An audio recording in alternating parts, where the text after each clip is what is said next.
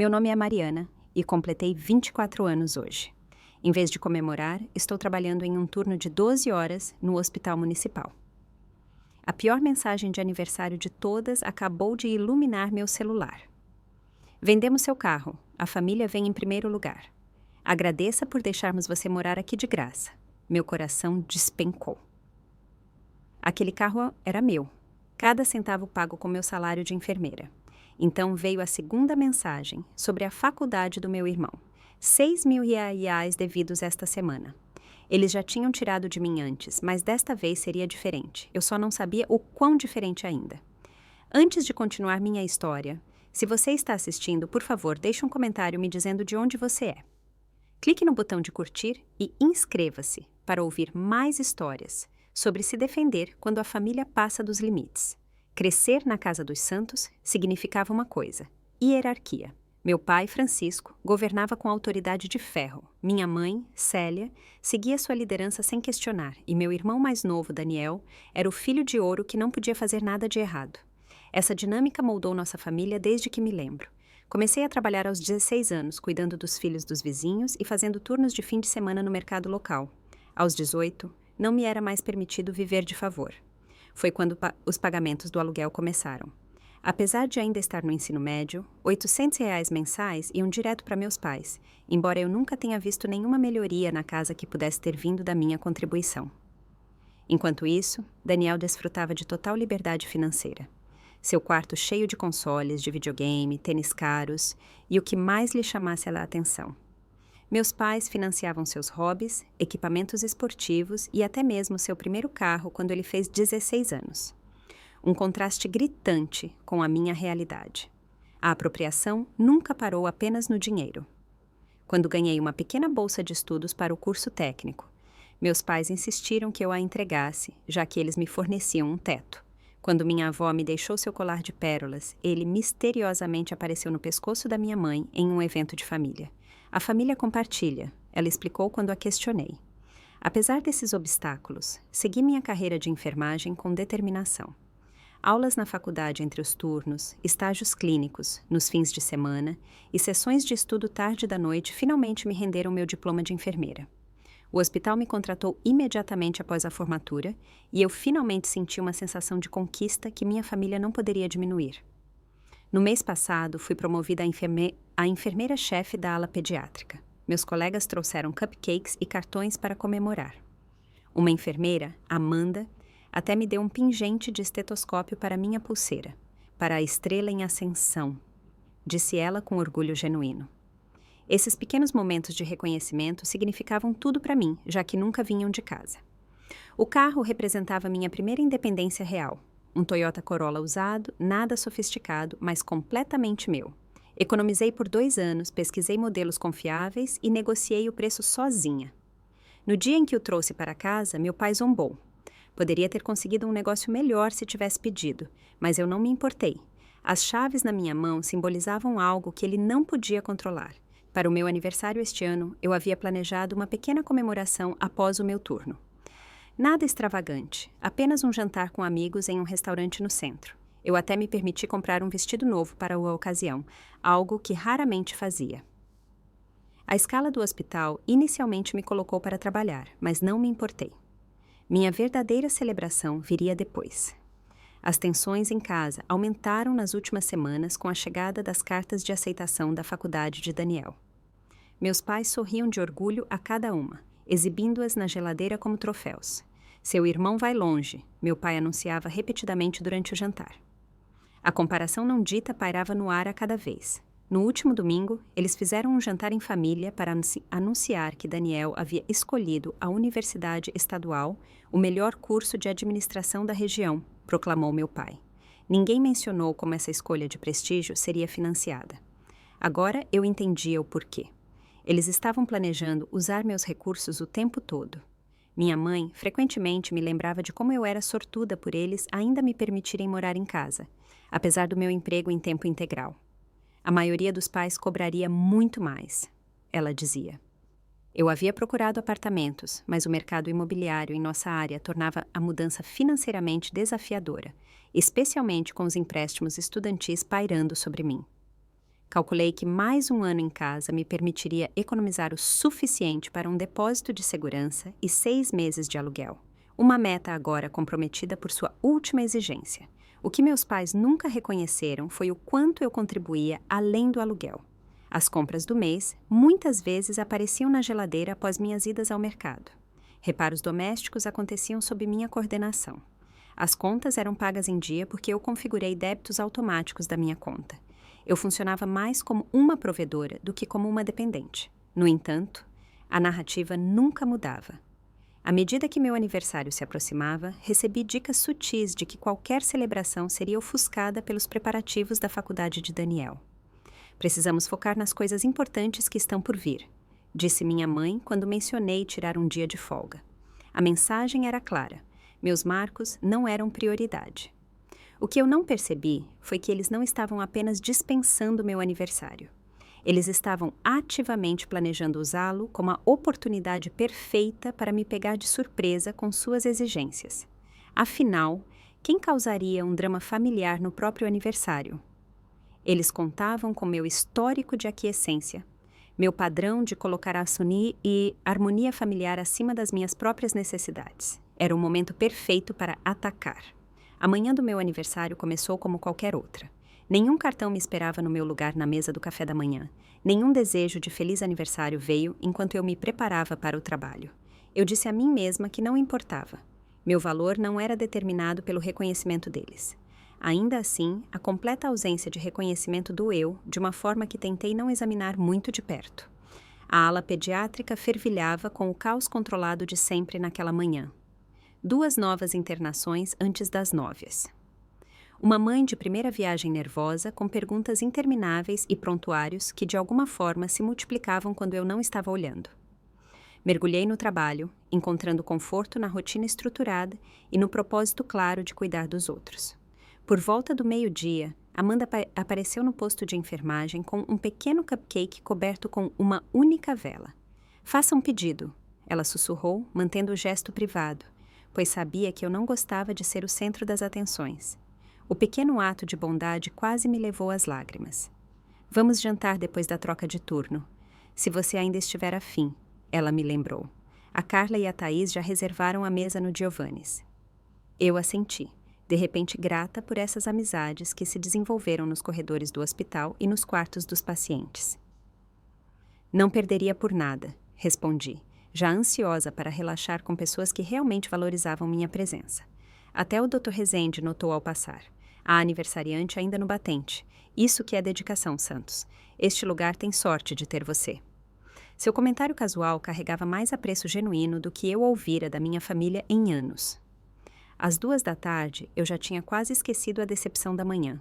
Então meu celular vibrou no meu bolso durante um raro momento de silêncio.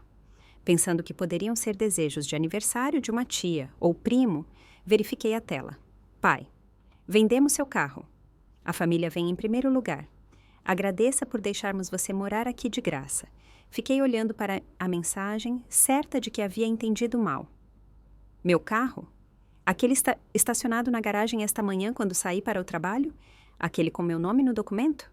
Comprado inteiramente com meu próprio dinheiro." Antes que Theo pudesse processar isso, uma segunda mensagem apareceu. "Pai, e o Daniel começa a faculdade no próximo mês. Você vai cobrir o primeiro semestre dele. R$ 6.000 devidos esta semana." Minhas mãos tremeram tanto que quase deixei o celular cair. Uma onda quente de incredulidade me invadiu, seguida imediatamente por um calafrio de raiva. Eles haviam vendido minha propriedade sem permissão e agora esperavam que eu esvaziasse minhas economias para a educação de Daniel.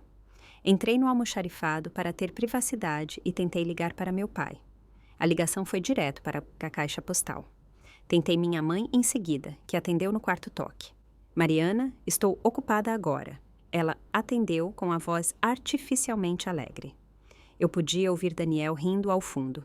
"Mãe, do que o pai está falando? Vocês não podem vender meu carro. O documento está no meu nome." Uma pausa. "Seu pai cuidou de tudo isso. Precisávamos do dinheiro para despesas da família. E como você mora aqui por quase nada, pareceu justo. Além disso, você pode pegar o ônibus para o trabalho. Muita gente faz isso. A displicência casual com meus direitos de propriedade me chocou. Isso é roubo, mãe. Vocês não podem legalmente vender algo que não é de vocês. Não seja dramática, ela suspirou. Seu pai adicionou o nome dele ao documento meses atrás, quando o levou para essa vistoria. Você assinou a papelada, lembra? Eu me lembrava de assinar algo que ele me entregou apressadamente uma manhã, enquanto eu corria para o trabalho. Apenas a renovação do documento, ele havia dito. A percepção do engano deles me atingiu como um golpe físico. E o dinheiro da faculdade? Consegui perguntar. Bem, isso é apenas ser justa. Nós te apoiamos todos esses anos. Agora é sua vez de ajudar seu irmão. Família ajuda a família. O tom dela sugeria que este era o pedido mais razoável do mundo. Preciso ir, disse eu, incapaz de continuar a conversa sem dizer coisas das quais poderia me arrepender, pacientes esperando. Ao desligar, uma mensagem de Daniel apareceu. Valeu pela ajuda com a faculdade, mana. Papai disse que você vai cobrir o primeiro semestre. Você é a melhor. A presunção em sua mensagem me empurrou do choque para a fúria. Digitei e apaguei várias respostas antes de guardar o celular. Isso não poderia ser resolvido durante o meu turno. Os pacientes mereciam minha total atenção. Não o foco fragmentado de alguém em crise pessoal. Pelas próximas 6 horas, funcionei no piloto automático. Medicamentos administrados, sinais vitais verificados, pais tranquilizados, tudo enquanto minha mente corria com cálculos e cenários. Os R$6.000 representavam a maior parte do meu fundo de economia para o apartamento. O carro valia cerca de R$60.000. Dinheiro que eu nunca veria, de acordo com as mensagens do meu pai.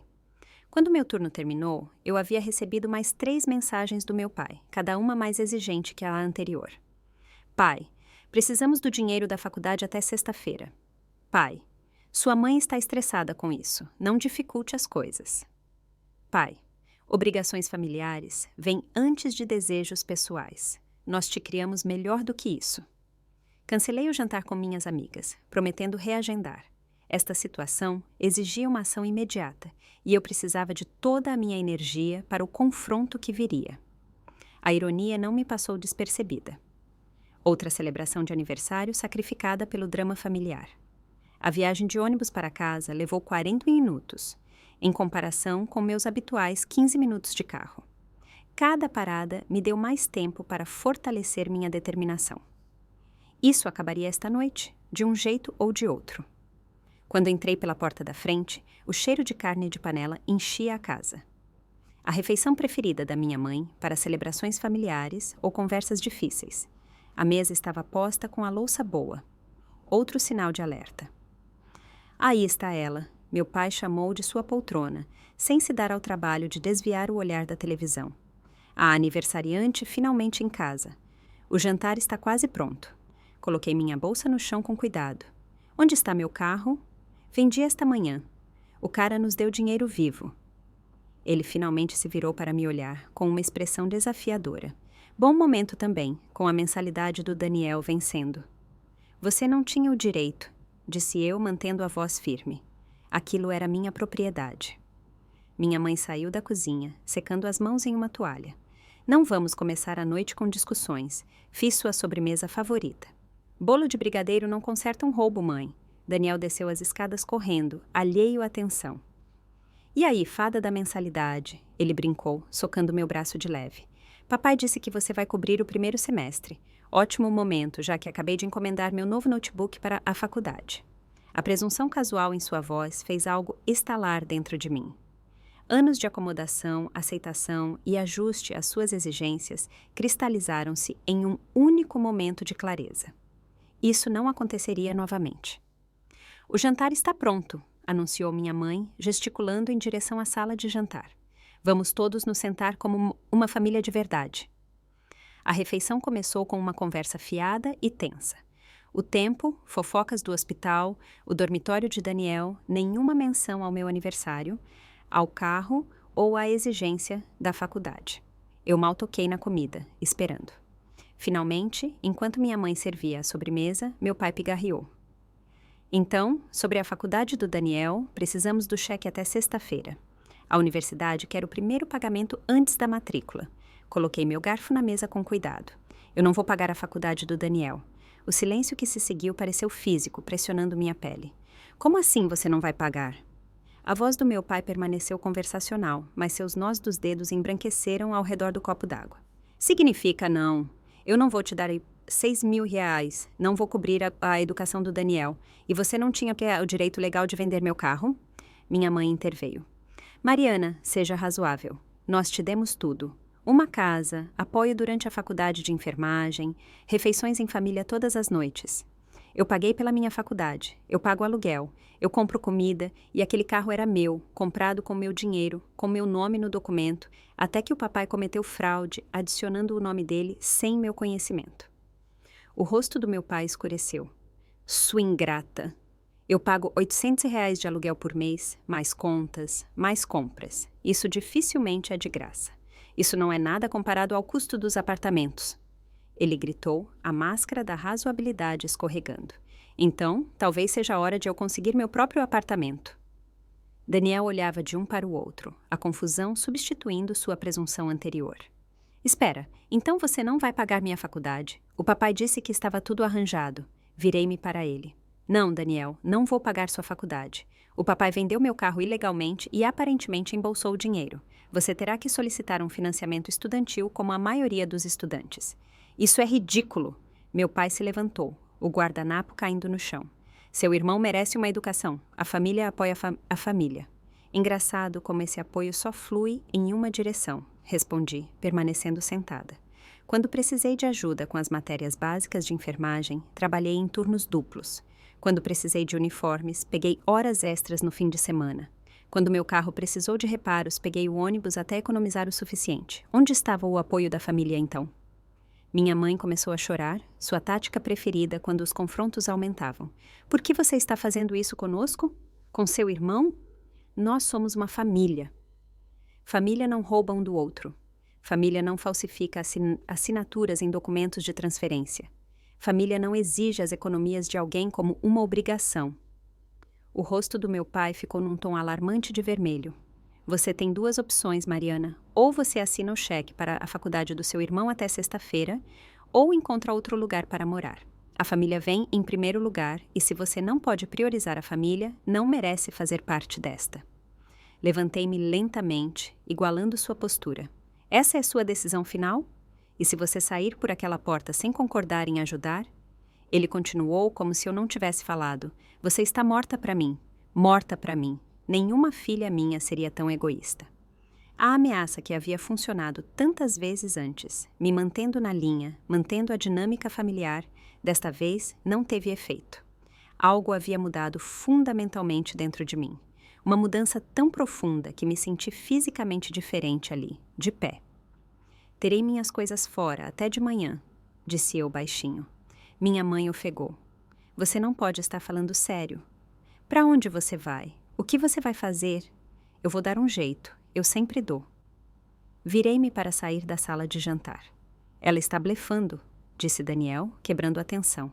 Ela sempre cede. Lembra quando o papai pegou o dinheiro da formatura dela para o concerto do deck? Ela reclamou por dias, mas acabou cedendo. Não desta vez, disse eu sem me virar. Feliz aniversário para mim. A voz do meu pai me seguiu escada acima. Você vai se arrepender desta decisão pelo resto da sua vida, depois de tudo o que fizemos por você. O que eles ainda não entendiam era que a única coisa que eu me arrependia era de não ter feito isso anos atrás. Uma vez no meu quarto, fechei a porta e me encostei nela, com o coração acelerado. A magnitude do que eu acabara de fazer ameaçava me sobrecarregar. 24 anos de conformidade estilhaçados em uma única conversa, mas por baixo da ansiedade borbulhava algo inesperado. Alívio. Sentei-me na cama e peguei meu celular, ignorando as notificações lá de baixo. 3 chamadas perdidas de Amanda. Retornei a ligação dela primeiro. Mariana, tudo bem? Estamos no restaurante, nos perguntando onde você está. Preciso de um favor enorme, disse eu, com a voz mais firme do que esperava. Posso dormir na sua casa esta noite? A situação familiar implodiu. Claro! Precisa que eu vá te buscar? Vou pegar um Uber. Apenas... Obrigada.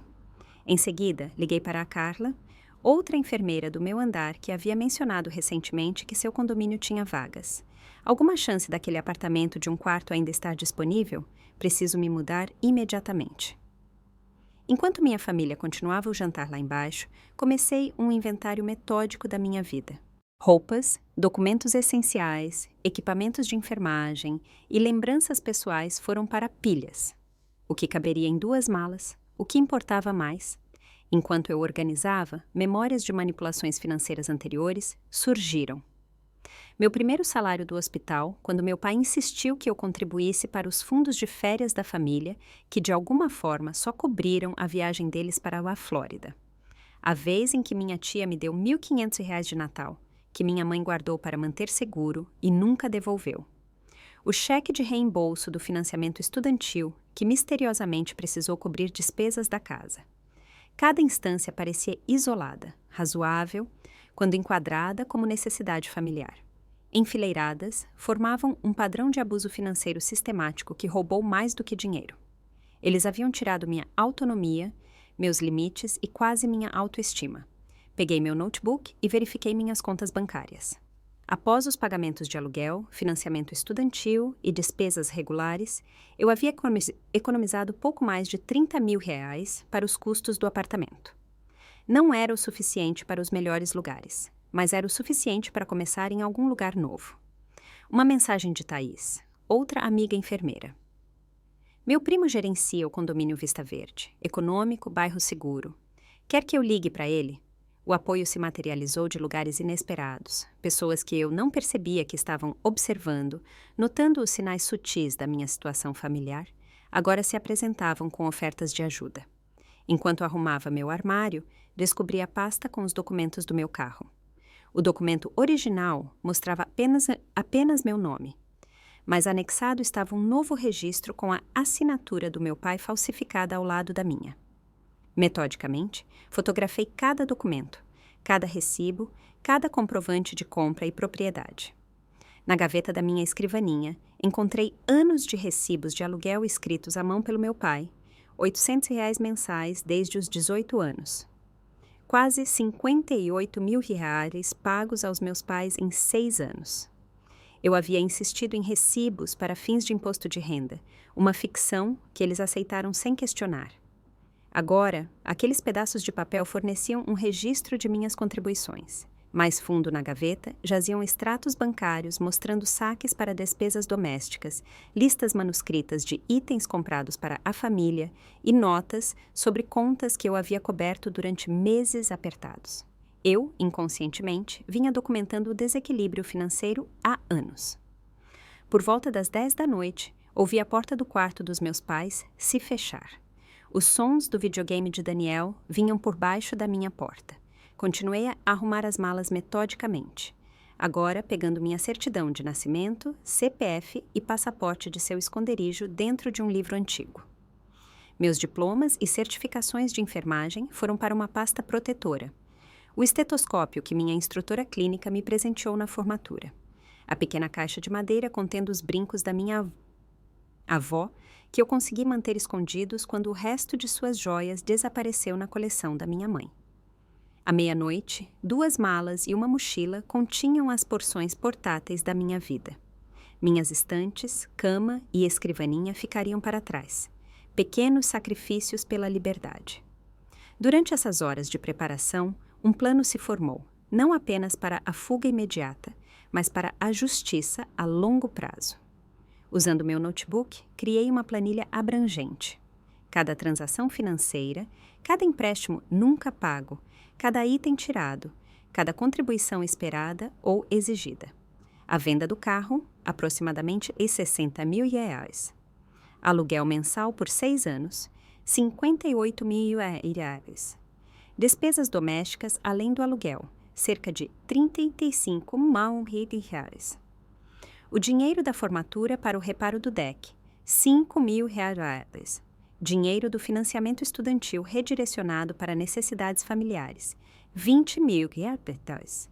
Presentes de aniversário e feriados confiscados, valores menores e incontáveis. A planilha crescia página após página de registros financeiros.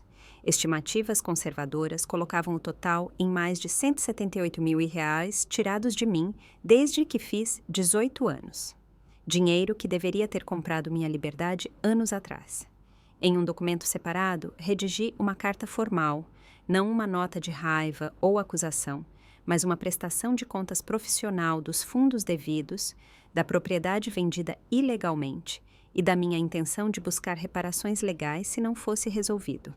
Citei leis relevantes sobre transferência ilegal de propriedade, direitos do inquilino e abuso financeiro familiar. A esta carta, anexei cópias de toda a documentação, fotos de recibos, extratos bancários e o documento do carro mostrando o registro alterado. O documento final tinha 27 páginas. Por volta da 1 da manhã, ouvi a porta de Daniel se fechar. A casa ficou em silêncio, exceto pelo ronco distante do meu pai. Fiz 3 cópias de todo o pacote de documentos. Uma ficaria comigo. Uma iria para um advogado que eu pesquisei, especializado em abuso financeiro familiar, e uma seria deixada para trás para minha família encontrar. Às 2 da manhã, meus preparativos estavam completos. Mudei as senhas de todas as minhas contas, removi minhas informações pessoais dos dispositivos compartilhados da família e entrei em contato com o hospital para atualizar meu endereço e número de telefone em seus registros. Olhei ao redor do quarto que fora meu desde a infância. Troféus de natação do ensino médio, livros de enfermagem, o quadro de avisos com fotos de amigos do hospital. Nada que não pudesse ser substituído ou deixado para trás. As coisas verdadeiramente importantes já estavam embaladas ou guardadas em meu coração. O item final que coloquei na minha bolsa foi uma foto emoldurada da minha avó. Sempre saiba o seu valor, ela me disse uma vez. Naquela noite, finalmente entendi o que ela quis dizer. A casa rangeu seus sons noturnos familiares enquanto eu carregava minhas malas escada abaixo às 3 da manhã. Cada passo calculado para evitar os pontos barulhentos da escada. Anos de turnos noturnos no hospital me ensinaram a me mover silenciosamente pela casa adormecida. Na cozinha, coloquei uma cópia do meu pacote de documentação no balcão, claramente rotulado como Contabilidade Financeira Familiar, em letras garrafais. Não escondido, mas também não imediatamente óbvio. Eles o encontrariam quando acordassem. Em seguida, enviei um e-mail para o advogado que havia contatado mais cedo, anexando cópias digitais de toda a documentação e solicitando uma consulta para mais tarde naquele dia. A resposta foi automática, mas reconfortante. Sua mensagem foi recebida. Nosso escritório entrará em contato durante o horário comercial. Meu celular mostrava várias chamadas perdidas e mensagens dos meus pais e de Daniel, enviadas depois que saí da mesa de jantar. Eu não as ouvi através da minha porta fechada. As mensagens seguiam um padrão previsível. Pai, você está sendo ridícula. Desça e peça desculpas. Mãe, por favor, não aborreça mais seu pai. Apenas venha conversar conosco. Daniel, belo jeito de estragar meus planos de faculdade, mana. Egoísta, hein? Cada mensagem reforçava minha decisão. Nenhum reconhecimento de erro, nenhum reconhecimento de limites ultrapassados, apenas expectativas de contínua conformidade. Escrevi uma única mensagem para minha mãe. Estou segura, não entre em contato comigo. Em seguida, silenciei todas as notificações de membros da família. O espaço vazio na garagem, onde meu carro deveria estar, parecia uma representação física de tudo o que eles haviam tirado. Fiquei ali por um momento, permitindo-me sentir a perda. Depois, caminhei até a esquina da rua, onde meu Uber chegaria. A motorista, uma mulher de meia-idade chamada Patrícia, de acordo com o aplicativo, deu uma olhada nas minhas malas e na minha expressão e, misericordiosamente, não fez perguntas. Noite longa, foi seu único comentário. Vida longa, respondi, mas está melhorando. O prédio de Amanda apareceu 20 minutos depois. Apesar da hora, ela estava esperando no saguão, com o cabelo despenteado de sono, mas com os olhos alertas de preocupação. O quarto de hóspedes é todo seu pelo tempo que precisar, disse ela, ajudando com minhas malas. Quer falar sobre isso ou deixar para de manhã? De manhã, disse eu, de repente exausta. E obrigada, isso significa mais do que você imagina. O quarto de hóspedes era pequeno, mas confortável. Lençóis limpos, um abajur e a bendita privacidade. Arrumei o essencial e desabei na cama. Apesar de tudo, o sono veio quase instantaneamente, mais profundo e tranquilo do que qualquer noite sob o teto dos meus pais. Acordei com a luz do sol e o cheiro de café. Por um momento, senti-me desorientada. Então, os eventos do dia anterior voltaram com tudo. Meu aniversário, o carro, o confronto, a fuga. Amanda estava sentada no balcão da cozinha, mexendo no celular.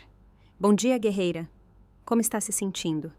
Como se eu devesse ter feito isso anos atrás. Respondi, sinceramente. Seu telefone tem estado uma loucura. Ela apontou para minha mochila, onde meu celular silenciado estava guardado. Ouvi vibrar na última hora. Eu o peguei e encontrei 27 chamadas perdidas, 43 mensagens de texto e inúmeras mensagens de voz. Não apenas da minha família imediata, mas de tios, tias e amigos da família. O pacote de documentos havia sido descoberto. As mais interessantes eram as mensagens da minha tia Sônia, irmã do meu pai. O que você deixou para trás? Seu pai está apoplético. Você realmente documentou tudo? Anos disso?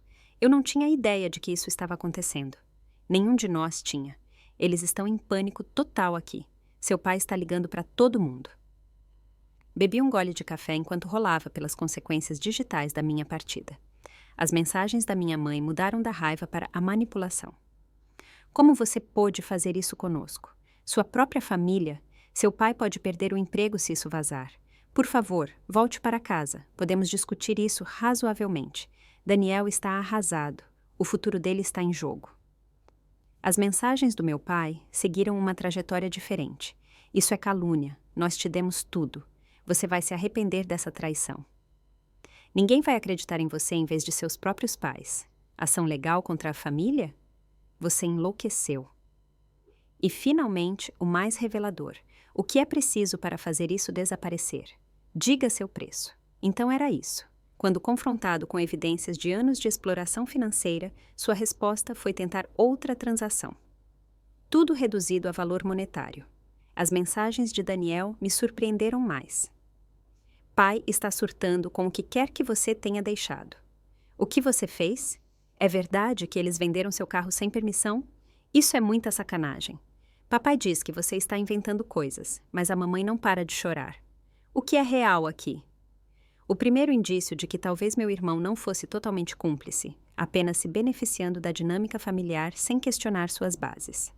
Enquanto revisava essas mensagens, um novo texto chegou de Sônia. Seu pai está na varanda discutindo com os vizinhos que vieram reclamar da gritaria. Sua mãe não para de chorar desde que encontrou seus documentos. Estou em choque lendo esses registros. Não tinha ideia de que as coisas estavam tão ruins. Podemos conversar? Respondi apenas à mensagem de Sônia. Estou segura. Consultando um advogado hoje. Entraremos em contato quando eu estiver pronta. Amanda me observou processar essa avalanche digital com olhos conhecedores. O drama familiar está explodindo.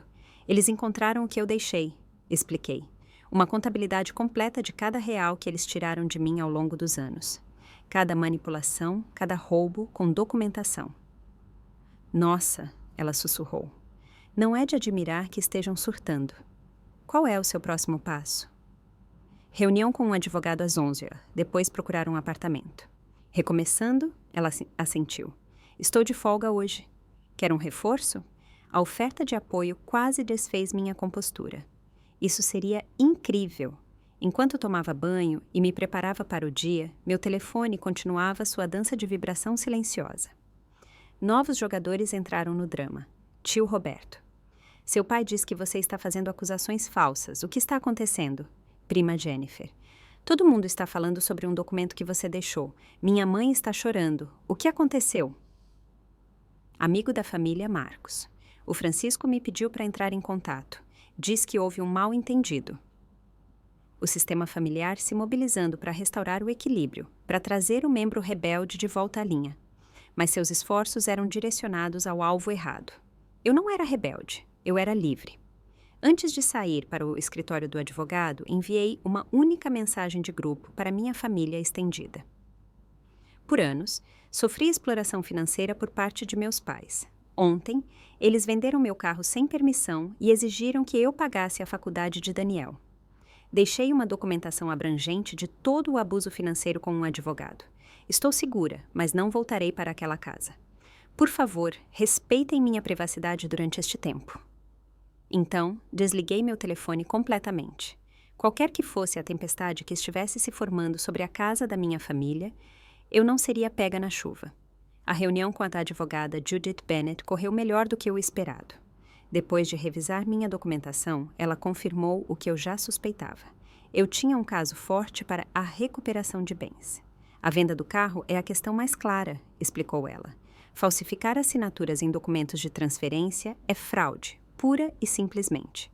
Os pagamentos de aluguel são legalmente mais obscuros, mas ajudam a estabelecer o padrão de controle e exploração financeira.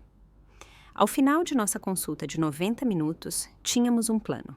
Primeiro, uma carta de notificação extrajudicial para a devolução dos lucros da venda do carro. Segundo, a documentação seria submetida às autoridades locais em relação à transferência fraudulenta do documento. Terceiro, preparativos para uma ação civil, se necessário. A maioria dos casos como este se resolve assim que a parte exploradora percebe que a exposição é iminente. Judith me assegurou. Ninguém quer que o abuso financeiro familiar se torne público, especialmente quando as provas são tão abrangentes. Depois do escritório do advogado, Amanda e eu encontramos o primo de Thaís no condomínio Vista Verde. O apartamento de um quarto disponível não era luxuoso, mas era limpo, seguro e dentro do meu orçamento. Mais importante, exigia apenas o primeiro mês de aluguel e o depósito de segurança, sem verificações de crédito demoradas ou histórico de aluguel. Assinei o contrato na hora. Data de mudança imediata. Unidades mobiliadas custam R$ 1.000 a mais por mês, explicou o gerente. Mas podemos fornecer o básico, se necessário. Cama, mesa, móveis essenciais. O custo adicional apertaria meu orçamento, mas dormir no chão parecia uma dificuldade desnecessária depois de tudo. Concordei com a opção mobiliada. No final da tarde, eu tinha um apartamento, representação legal e o começo de uma nova vida independente. Só então liguei meu celular de volta, preparando-me para o ataque. 112 chamadas perdidas, 76 mensagens de voz, mais de 200 mensagens de texto. Mais surpreendentemente, 8 chamadas perdidas do próprio Daniel, seguidas por um longo texto. Mariana, eu não tinha ideia de nada disso. O pai sempre disse que você ficava feliz em ajudar com as despesas da família. Eu nunca soube que eles estavam pegando o dinheiro do seu carro, da sua formatura, ou qualquer uma dessas coisas nos seus documentos. Eles estão dizendo que você está mentindo, mas o pai não para de mudar a história sobre a venda do carro. A mãe acidentalmente mencionou algo sobre as joias da vovó também. Não sei mais em quem acreditar. Desculpe se eu fiz parte de te machucar. A primeira rachadura na narrativa da família. O primeiro reconhecimento de que talvez o status de filho de ouro viesse às custas de outra pessoa. Meu banco enviou alertas de fraude automatizados. Múltiplas tentativas de acesso ao Internet Banking de um dispositivo não reconhecido. Eles haviam tentado acessar minhas contas, provavelmente procurando o dinheiro que ainda acreditavam que financiaria a faculdade de Daniel. As mensagens da tia Sônia tornaram-se cada vez mais urgentes. Seus pais estão desmoronando. Seu pai está no telefone com advogados o dia todo. Os vizinhos chamaram a polícia por causa do barulho esta manhã. Sua mãe me contou sobre as joias, as peças da sua avó. Eu não tinha ideia. Por favor, me ligue quando puder. Acho que você deveria saber o que está acontecendo aqui. Finalmente liguei para ela da segurança do meu novo apartamento, vazio, exceto pelos móveis básicos prometidos. Mariana? Sua voz parecia tensa. Você está segura? Estou bem? Apenas recomecei. Apartamento novo, vida nova. Seus documentos? Eu não tinha ideia de que as coisas estavam tão ruins. Nenhum de nós tinha. Ela fez uma pausa. Seu pai está dizendo a todos que você teve algum tipo de colapso nervoso, que está inventando coisas para chamar a atenção. A documentação fala por si, respondi calmamente. Registros bancários não mentem. Eu sei. É por isso que isso é tão chocante. O Francisco sempre foi controlador, mas isso vai além de qualquer coisa que eu imaginei. Outra pausa. Ele contatou 3 advogados diferentes hoje. Nenhum quis pegar o caso dele depois de ver suas provas. E a faculdade do Daniel? Perguntei, curiosa sobre o catalisador original. Ele está solicitando financiamento estudantil agora. Sua mãe está arrasada que ele talvez tenha que adiar a matrícula. a familiar técnica de culpa, mesmo retransmitida. Ele sobreviverá começando um semestre atrasado, se necessário. Muitos estudantes fazem isso. Seu pai? Ela hesitou.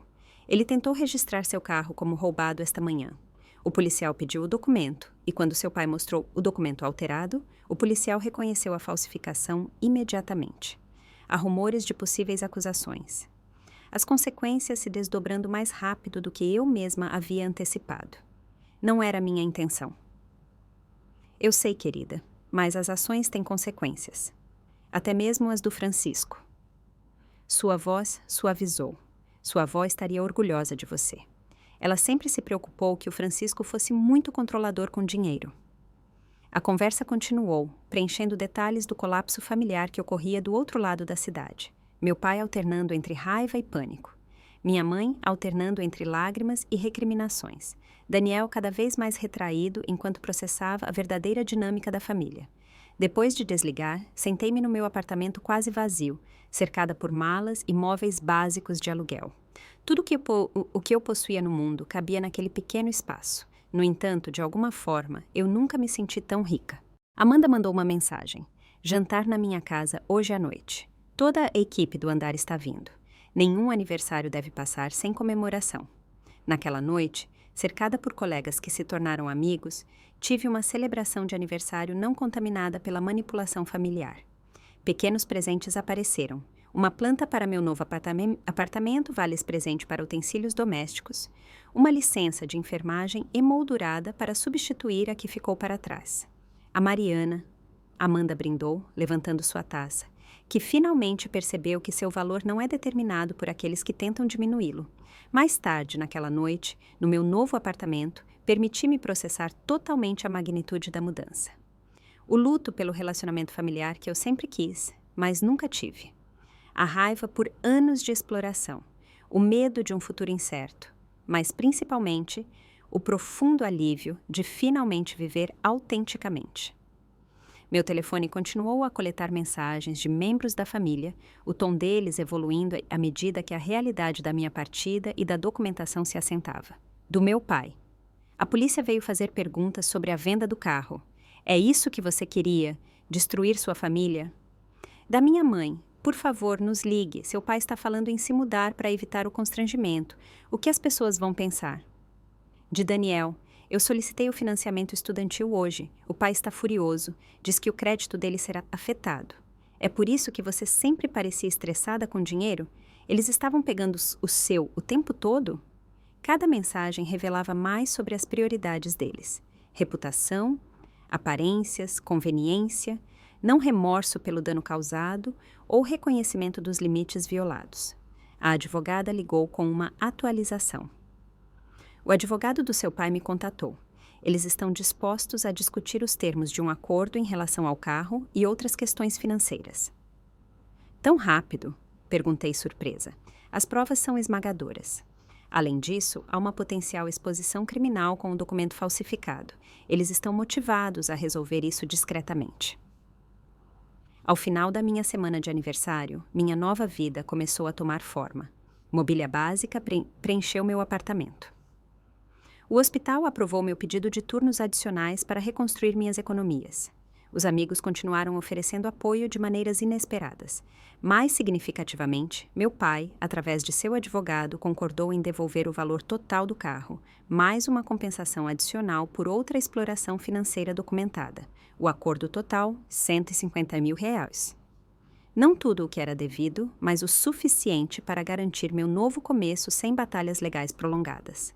Daniel me contatou diretamente, longe da influência de nossos pais. Tenho lido cópias da sua documentação. Não tinha ideia de que eles estavam pegando o dinheiro da sua faculdade de enfermagem, enquanto me diziam que você ficava feliz em ajudar com minhas despesas. Sinto muito, Mariana. Sinto muito mesmo. A primeira desculpa genuína de alguém da minha família. Uma pequena ponte sobre o abismo de anos de desequilíbrio. Um mês após a revelação do meu aniversário, meu novo apartamento finalmente parecia um lar. Móveis simples, cuidadosamente selecionados, paredes pintadas de azul suave em vez do bege que meu pai sempre insistiu ser prático. Plantas prosperando na pequena varanda, um espaço inteiramente meu, refletindo escolhas inteiramente minhas.